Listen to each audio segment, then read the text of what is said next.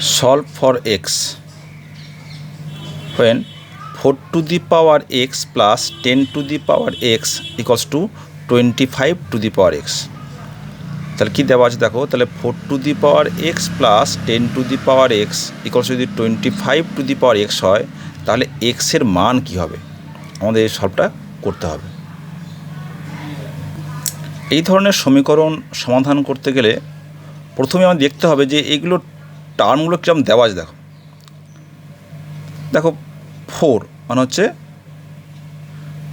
2 square whole to the power x plus 10 মানে কি 2 into 5 তার whole to the power x আর 25 মানে হচ্ছে 5 স্কোয়ার তার whole to the power x.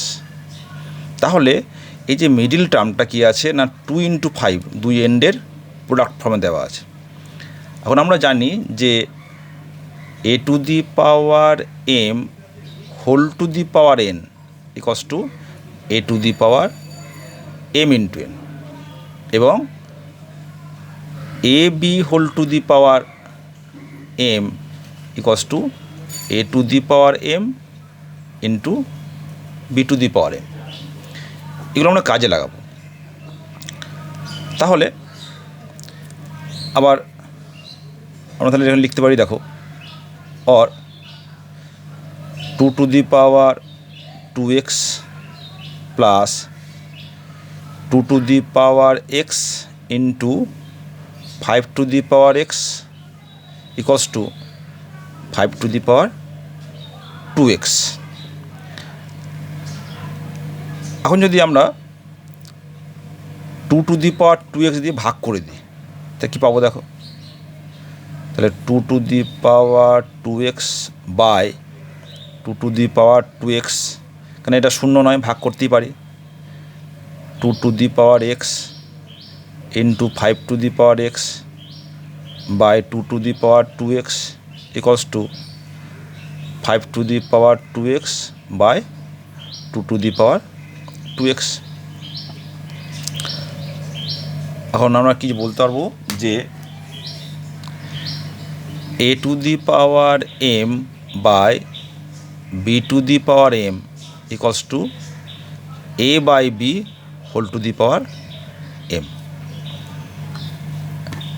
তাহলে দেখো অর এটা 1 plus 2 to the power x আর 2 টু দি পাওয়ার 2x তাহলে এটা কেটে যাচ্ছে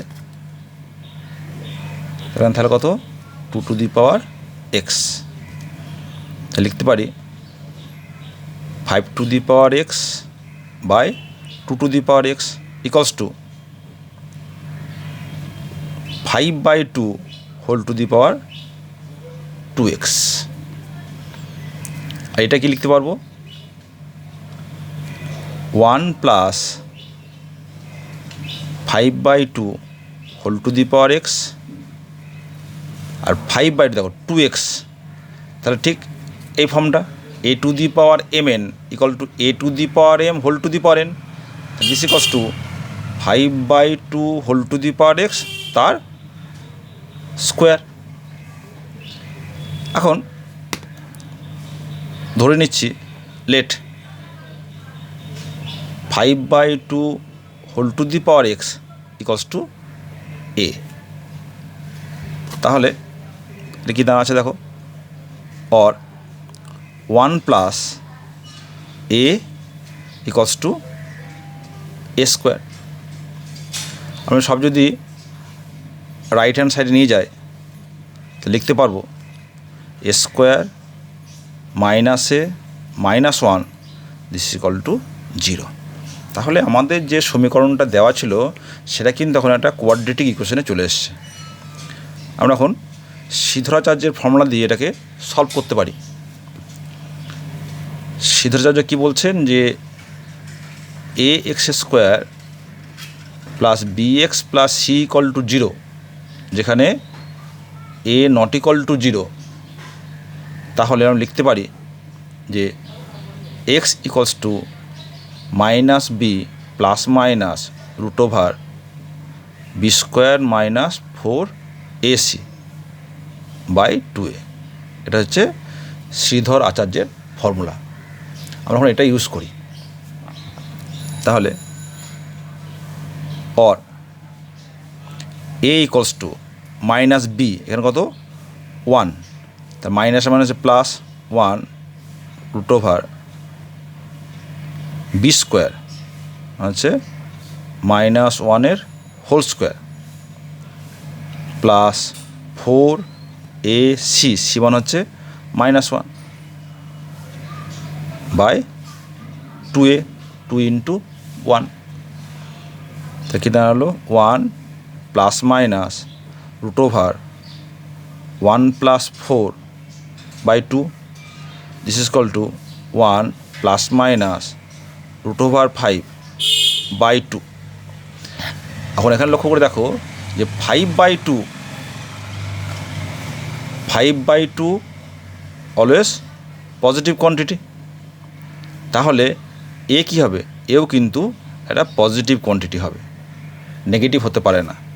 তাহলে এখানে যে দুটো মান পেয়েছি 1 প্লাস মাইনাস রুট ওভার 5, একটা মান কি আছে 1 প্লাস রুট ওভার 5/2, একটা হচ্ছে 1 মাইনাস রুট ওভার 5/2, এটা কিন্তু নেগেটিভ কোয়ান্টিটি, এটা হচ্ছে পজিটিভ।